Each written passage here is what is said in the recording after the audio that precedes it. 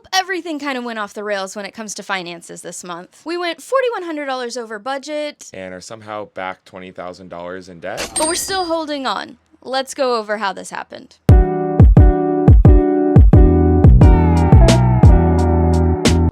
Welcome back to Moonstone Chariot. If you're new here, hello, I am Brandy and this is Ben. Every month we break down our real life expenses from living to traveling in Australia. But this month was unlike any other. From unexpected bills to van upgrades. Here's exactly where all our money went, how our debt payoff is going, and what we plan to do so that there are no more months like this one. Let's get into it. For fuel this month, our budget was $250 and we only spent about $79, which was a huge win, pretty much one of our only wins. But I guess that means we didn't really drive many places besides just work and home this month. For groceries, our budget each month is $450. In March, we spent $324. Another win, but it doesn't beat out all of the extra money that we have spent this month. So when it comes to food and drink, we spent about $366 in the month of March, which is exactly $66 over budget. But seeing as we were up on our budget from groceries, I'll take this still as a win. When you add groceries and food and drink together, we spent roughly about $3.71 per meal in the month of March, which seems extremely reasonable. With all the ups and downs of March, at least we could count on the consistency of our rent. Our budget was $750 and we spent $750. Neither a loss nor a gain. For entertainment, our budget is usually $0, which when we're stationary is easy to keep up with. On the road, not so much.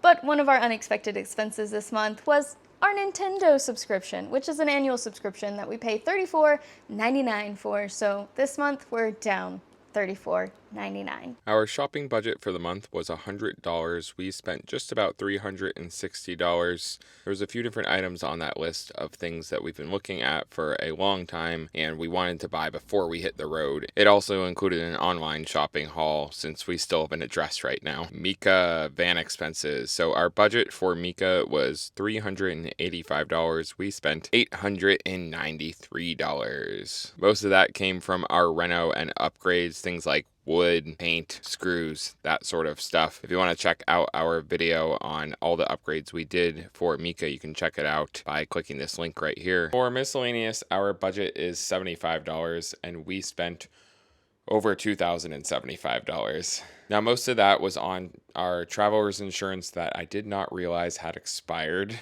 And then there was a few yearly subscriptions and some other miscellaneous stuff thrown in there to get to that number. Luckily, this should be a one-off, but yeah, it still hurt just a little bit. So for travel, our budget was $15 and we spent $3.17 on parking. But since parking is boring, here is a clip from the Great Barrier Reef Scenic Drive. When it comes to health and wellness, ironically, last month's video, I said this: we should probably take care of ourselves just a little bit more, but we're saving up for the loop. And in the month of March, I was forced to spend money on my health and wellness as I had to go to the hospital.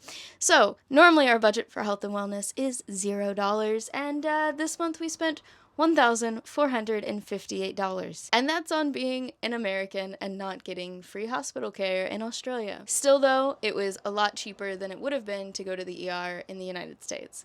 Also, I'm fine. Maybe? We still don't know quite what's wrong with me. Subscriptions we budget $75 for, and yet again we spent about $153, double what our budget is. We started off March with $13.8 thousand worth of debt, which I was super proud of, seeing as that I had paid off $11,000 of that debt since October. But after this budget blowout, paired with our repairs that we did to Mika last month, we're back up to $20,000 worth of debt. It's definitely a hard pill to swallow, but we're not giving up yet. This journey that we're on is about building something sustainable, long-term, even if we hit a few bumps in the road along the way. As some of our miscellaneous expenses for the month of March were annual subscriptions that we were not prepared for, we have started to go through all of our programs that we pay for and started to cancel those that we don't use too often. This means that we've canceled things like My Notion, some Squarespace hosting that we are not utilizing, and we've even gone ahead to cancel our music streaming services to Share One, as we're about to be together about 99% of the time. It obviously won't change much for March, but it will hopefully help cut down our expenses for future months to come. And that is our monthly expenses for a couple living in Australia. As always, we don't share these numbers to make anyone feel bad, nor do we take for granted the fact that we are so incredibly lucky to be living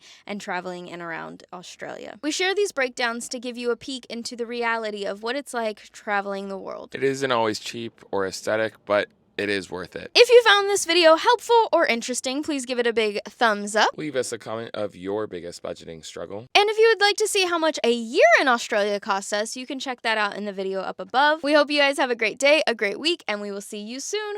Bye!